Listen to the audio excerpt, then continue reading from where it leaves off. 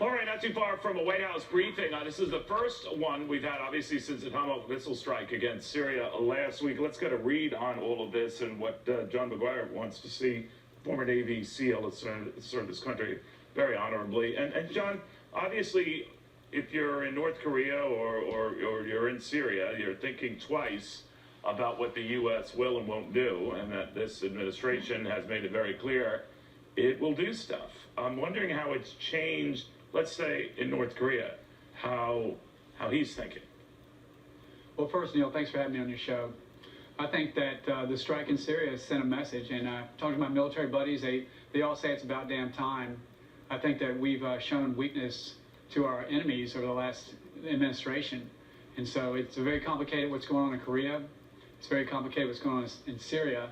But in Navy SEALs, they teach us that there's a bully on every corner, and if you don't stand up to them, it just keeps getting worse. So I think the signal is they better respect the United States. All right, now the Russians, as you know, have promised not to take this sleeping. I don't know if there's another such provocative act, that's how they termed our Tomahawk missile attack, that they would respond in kind. They've got a ship in that region.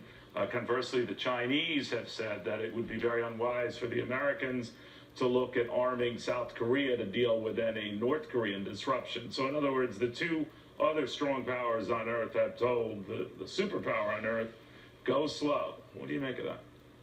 Well, I think it's posturing, but I think the Trump administration is showing leadership.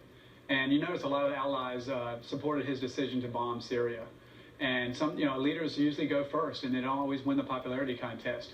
But it's my hope that they will, develop courage and join us and stand for evil. But we need to have our allies on board, and we need to show strength. And I certainly don't think that the Russians can sustain what they would need to sustain to stop us from having our influence. So you don't think they would stop another Tomahawk missile attack if the two ships on which they now caught up in the Mediterranean launch another attack? Well, I think Trump said when he was running for president that he didn't want to get Americans involved in stuck in other wars. But we have to show strength. So no one wants to go to war, but you have to show strength, or they're just going to walk over us.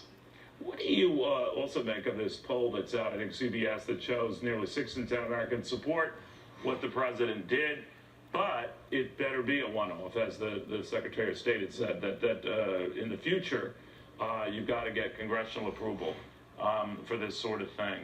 Did that tie the president's hand, or that sentiment tie his hands? Well, I think it's a great idea to get the Congress's approval for sure.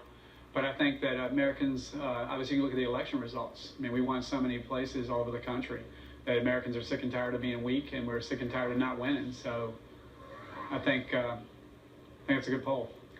John, one other thing is that when Americans are asked about how far you go in this sort of thing, they don't like regime building and regime changes that we orchestrate, and they're leery of that. Given maybe what happened in Iraq and the craziness after Saddam fell, maybe what happened in Libya with Muammar Gaddafi, there's good reason for that. But we've had a lot of people say that nothing changes in Syria unless Assad goes. Where are you on this? Well, I think that we definitely have to have a good plan, and it has to be a coalition. We don't want to create another ISIS. Right. So, it takes leadership. And it's definitely going to take leadership, and it's going to take bringing people together, listening, and making a better strategic plan.